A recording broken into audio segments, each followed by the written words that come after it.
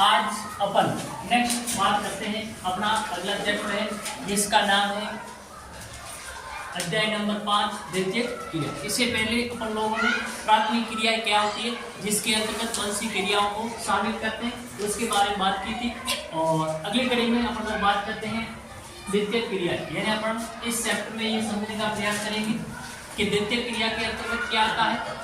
तो द्वितीयक क्रिया अब देखिए विद्यार्थियों, द्वितीयक क्रिया प्राथमिक क्रिया जिसके अंदर प्रत्यक्ष रूप से पर्यावरण पर निर्भर थी।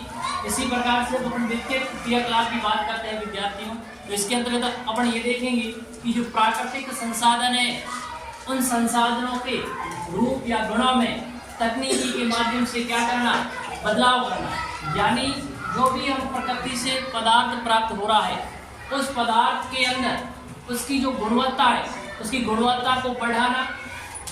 जब आप उस पदार्थ की गुणवत्ता को बढ़ाएंगे तो उस पदार्थ का मूल्य भी क्या हो जाता है, बढ़ जाता है। तो ध्यान रखेंगे द्वितीयक क्रिया के अंदर जो भी गतिविधि आती है उस गतिविधि के अंदर संलग्न जो लोग होते हैं, जो काम करने वाले श्रमिक होते हैं विद्यार्थियों, उनको अपन क्या कहते हैं, नीला कॉलर श्रमिक के नाम से जानते हैं। इस बात का भी ध्यान रखेंगे कि प्राकृतिक संसाधनों के रूप और गुणों में तकनीकी की सहायता से, यानी प्राकृतिक रूप से हमें जो संसाधन मिला है, जो पदार्थ मिला है, जब वो हमें प्रकृति से प्राप्त होता है उस समय उसमें उतनी ज़्यादा कोई गुणवत्ता भी नहीं होती है और उसका जब उसमें गुणवत्ता नहीं है तो उसका ज़्यादा कोई मूल्य भी नहीं होता है। अब प्रकृति से मिलने वाले पदार्थ को ही हम तकनीकी की सहायता से उसकी गुणवत्ता में बढ़ोतरी कर सकते हैं या उसकी गुणवत्ता बढ़ा सकते हैं। जब इसकी गुणवत्ता बढ़ेगी तो सीधी सी बात है कि उसका मूल्य भी क्या हो जाता है, बढ़ जाता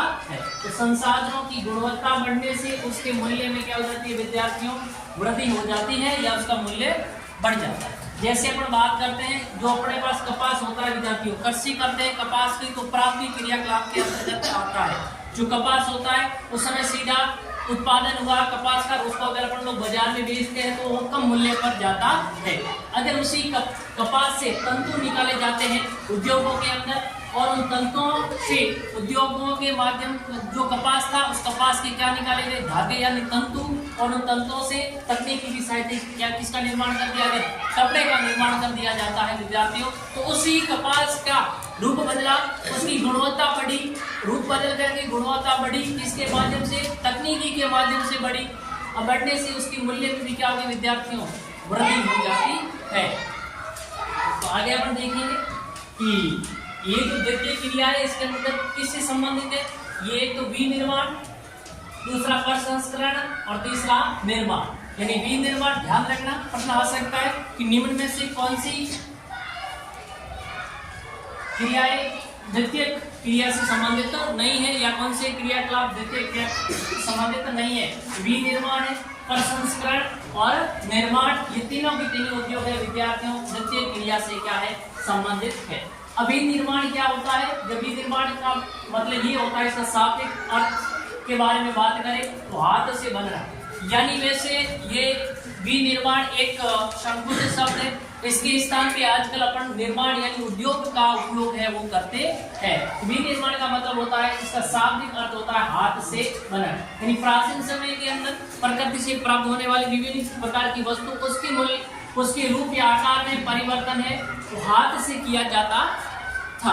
लेकिन आजकल वर्तमान के जमाने के अंदर नई नई तकनीकी के विकसित होने से उसके गुणों के अंदर जो परिवर्तन है विद्यार्थियों मशीनों के माध्यम से किया जाता है, जिसको अपन क्या कहते हैं, निर्माण। विनिर्माण का मतलब होता है हाथ से बनना, या लेकिन इसमें यंत्रों से बनाया गया उत्पादन भी क्या किया जाता है विद्यार्थियों, शामिल किया जाता है। यानी किसी भी वस्तु का उत्पादन करना ही क्या है, विनिर्माण कहलाता है। क्या कहलाता है, किसी वस्तु का उत्पादन करना विद्यार्थियों विनिर्माण कहलाता है। अब निर्माण उद्योग क्या है, निर्माण उद्योग की अपन बात करें विद्यार्थियों, हाथ शिल्प से लेकर मतलब हाथ से वस्तुओं के निर्माण को लेकर के लोहे और इस्पात को बना गढ़ना, प्लास्टिक के खिलौने बनाना, कंप्यूटर के अति सूक्ष्म घटकों को जोड़ना और अंतरिक्ष यान का निर्माण करना, ये सारी की सारी क्रियाएं क्या कहलाती है विद्यार्थियों, निर्माण उद्योग के अंतर्गत शामिल की जाती है।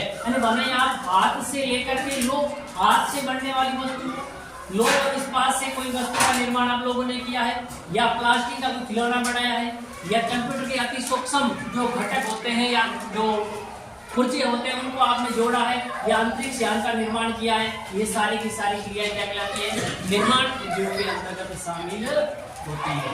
फिर आधुनिक समय में बड़े पैमाने पर होने वाले विनिर्माण के लिए वर्तमान समय के अंदर जो बड़े स्तर पर अपन विनिर्माण होता है या जिन वस्तुओं का उत्पादन होता है उन वस्तुओं की क्या क्या विशेषताएं है।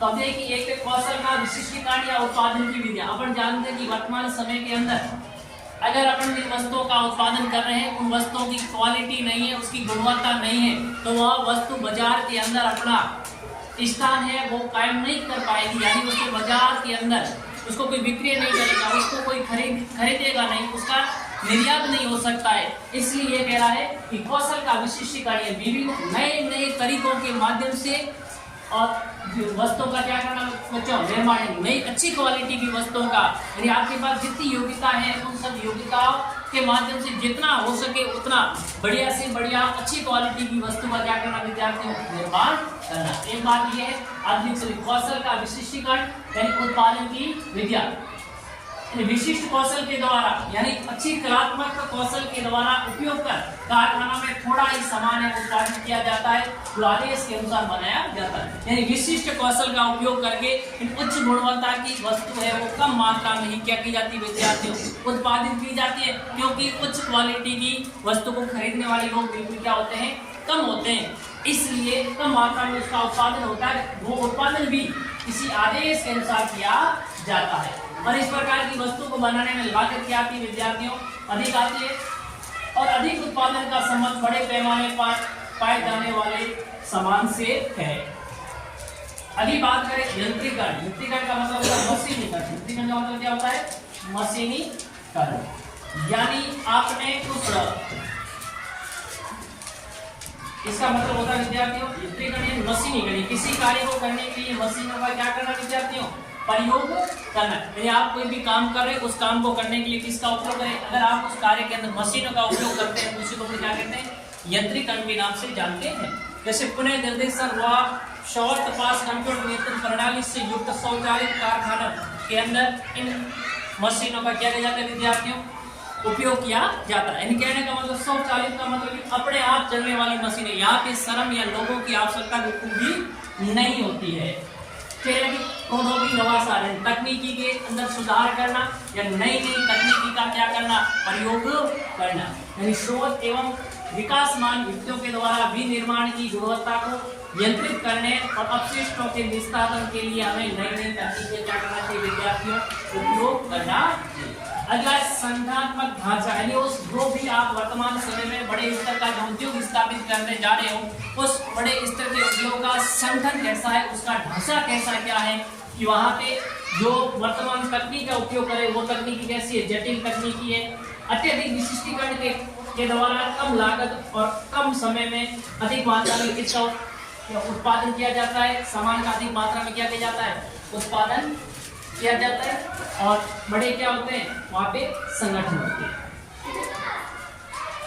और एक होती है भौगोलिक वितरण, यानी भौगोलिक रूप से सभी जगह आधुनिक निर्माण का सहकर्म नहीं होता है। किसी जगह पर उद्योग अधिक मात्रा में होते हैं, किसी जगह पे क्या होते हैं उद्योग आपके कम मात्रा में भी होते हैं। ठीक है, अभी आधुनिक विनिर्माण का सहकर्म सीमित स्थान पर, कम ही ऐसी पृथ्वी पर कम ऐसी जगह है जहाँ पे अधिक मात्रा में क्या है उद्योग है वो सहकर्म उद्योग है। यानी विश्व के कुल स्तरीय भाग के 10% से भी कम भूभाग में क्या है आपके उद्योग है, सहकेंद्र है, वो इनके है। अब अपन देखते हैं उद्योगों की जो स्थिति है उसको प्रभावित करने वाले कारक कौन से, यानी उद्योग कहाँ पे स्थापित होने चाहिए, यानी उद्योग कहाँ स्थापित होने चाहिए, उसको प्रभावित करने वाले कुछ कारक है। बाजार से अभिगम, पहली बात ये नहीं की जाती है कि जो उद्योग है वो उद्योग बाजार से कितना क्या दूर है। अभिगम का मतलब होता है दूरी से, किससे होता है, दूरी से। तो आप जहाँ उद्योग स्थापित कर रहे हैं वो उद्योग बाजार से कितना क्या दूर है, यानी सबसे प्रमुख कार्य क्या है, बाजार। क्यों, अब उद्योग आपने स्थापित किया, उस उद्योग में जिन वस्तुओं का उत्पादन होगा तो उन वस्तुओं को उत्पादित वस्तुओं का उपयोग करने के लिए उनको वस्तुओं को कहाँ भेजना पड़ेगा, आपको बाजार में भेजना पड़ेगा। कहाँ भेजना पड़ेगा, वस्तुओं को बाजार में भेजना पड़ेगा। उत्पादित माल को बेचने के लिए किसकी जरूरत पड़ती है विद्यार्थियों? बाजार की। बाजार क्या होता है कि उस क्षेत्र में उत्पादित वस्तुओं की मांग और वहां के निवासियों में उसको खरीदने की जो क्षमता होती है, क्रय करने की क्षमता है, उसको अपन क्या कहते हैं विद्यार्थी? बाजार कहा जाता है। यानी विश्व के अंदर कुछ ऐसे क्षेत्र है जो वर्ग बाजार के क्षेत्र है, बड़े स्तर पर वहाँ बाजार है, जैसे यूरोप है, उत्तरी अमेरिका है, जापान है, ऑस्ट्रेलिया है, दक्षिणी पूर्वी एशिया का क्षेत्र है, वहां पर बड़े स्तर के क्या वर्ग स्तर के बाजार पाए जाते हैं। और अगला है कच्चे माल की प्राप्ति में अभिगमता, यानी आप जो उद्योग स्थापित कर रहे हैं उस उद्योग के अंदर कच्चे माल की जरूरत पड़ती है। अब कच्चा माल है वो उद्योग क्षेत्र जहां पे आप उद्योग स्थापित कर रहे हैं वहां से कितना क्या दूर है, यानी कच्चा माल आसानी से उपलब्ध होना चाहिए। भारी वजन वाले सस्ते मूल्य वजन और घटने वाले जो पदार्थ है, आपने जो आपको जो कच्चा माल की आवश्यकता है वो कच्चा माल अगर वजन घटने वाला है, अगर वो भारी वजन का है या सस्ते मूल्य पर मिल रहा है, यानी उत्पादित होने के बाद वो वस्तु सस्ते मूल्य पर दी जा रही है, तो इस प्रकार के उद्योग है वो हमेशा कच्चे माल के स्रोत के पास लगाए जाते हैं, जैसे चीनी उद्योग होता है, इस्पात उद्योग होता है और सीमेंट उद्योग। कृषि प्रसंस्करण और डेयरी उद्योग ये भी कच्चे माल के स्रोत के पास में लगाए जाते हैं। और श्रम अभिगम, अब उस उद्योगों के अंदर काम करने के लिए हमें जो मजदूरों या श्रमिकों की आवश्यकता होती है, लेकिन आजकल है वो उद्योगों के अंदर अधिकतर अपन जो कार्य करते हैं मशीनों के माध्यम से किया जाता है, इसलिए वहाँ ज्यादा श्रमिकों की आवश्यकता होती नहीं है। और शक्ति के साधनों तक अधिगम, यानी उद्योग के अंदर जो विभिन्न प्रकार की मशीन है उन मशीनों को चलाने के लिए हमें किसकी आवश्यकता होती है? शक्ति की आवश्यकता होती है, क्योंकि वे उद्योग जिन्हें अधिक शक्ति की आवश्यकता होती है तो वह जहाँ से आपको ऊर्जा मिल रही, ऊर्जा मिलने वाले स्रोत के पास उद्योग स्थापित किए जाते हैं। जैसे एल्युमिनियम उद्योग है, एल्युमिनियम का उद्योग है, उसके अंदर अधिक मात्रा में हमें शक्ति के साधनों की आवश्यकता होती है, तो इस प्रकार के उद्योग है वो शक्ति के साधनों के पास स्थापित किए जाते हैं। फिर अपन देखिए परिवहन और संचार सुविधाओं में भी अभिगम। अब देखिए कच्चा माल है या तैयार माल है, उसको बाजार तक लाने के लिए या बाजार या उद्योग से बाजार तक पहुंचाने के लिए जो हमें किसकी जरूरत होती है? परिवहन संचार के साधनों की, यानी कच्चे माल को कारखानों तक लाने के लिए और परिष्कृत यानी शुद्ध किया हुआ माल और सामग्री को बाजार तक पहुंचाने के लिए किसकी जरूरत पड़ती है विद्यार्थियों? परिवहन की जरूरत पड़ती है। अगर ये परिवहन व्यवस्था सक्षम है, पश्चिम यूरोप और उत्तरी अमेरिका का पूर्वी भाग है, वहां पर परिवहन जाल पाया जाता है, जिसकी वजह से वहां उद्योग स्थापित है। अगली सरकार की नीतियां, उस देश के अंदर सरकार की पॉलिसी है उद्योगों को बढ़ावा दे रही है या फिर नहीं। एक आपके पास आएगा एक प्रकार का उद्योग विद्यार्थी जिसका ध्यान रखना है, सौसम उद्योग क्या है, मोस्ट इंपॉर्टेंट परीक्षा की दृष्टि से, यानी सौसम उद्योग क्या होते हैं? ये विद्यार्थी इस प्रकार के उद्योग होते हैं जिनमें कच्चे माल की आवश्यकता नहीं होती है, यानी इस प्रकार का उद्योग कच्चे माल पर निर्भर नहीं करता है, यानी ये कच्चे माल पर आधारित नहीं है, ये सिर्फ आधार किसके आधारित होता है? संगठन खोजों पर क्या होता है विद्यार्थियों? आधारित होता है, और इनका उत्पादन भी कम और इसमें श्रमिकों की आवश्यकता भी क्या होती है? कम होती है। और ये उद्योग क्या नहीं कहलाता है? प्रदूषण रहित है, क्योंकि इसमें कच्चे माल की जरूरत होती नहीं, इसलिए यहाँ प्रदूषण क्या होता है? नहीं होता, यानी प्रदूषण रहित है। और इसकी स्थापना यानी इस प्रकार का उद्योग कहाँ स्थापित होगा? सबसे महत्वपूर्ण कारक है वो सड़कों का जाल।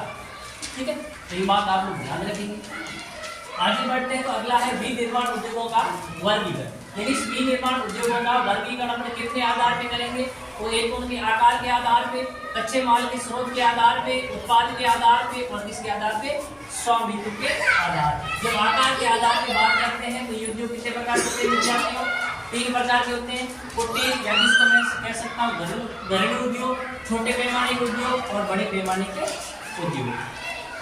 आगे अपन बढ़ते हैं तो कच्चे माल के स्रोत के आधार पे उद्योग, कृषि आधारित उद्योग, खनिज आधारित उद्योग, रसायन आधारित उद्योग, वन आधारित उद्योग और पशु आधारित उद्योग होते हैं। फिर अपन देखते हैं स्वामित्व अधिकार के आधार पे सार्वजनिक, निजी और संयुक्त क्षेत्र के उद्योग। उसके बाद उत्पाद के आधार पे बात करते हैं मूलभूत और उपभोक्ता समान उद्योग। तो इन 4 आधार पे उद्योगों का विद्यार्थी क्या किया जाता है? वर्गीकरण किया जाता है। अब अपन आगे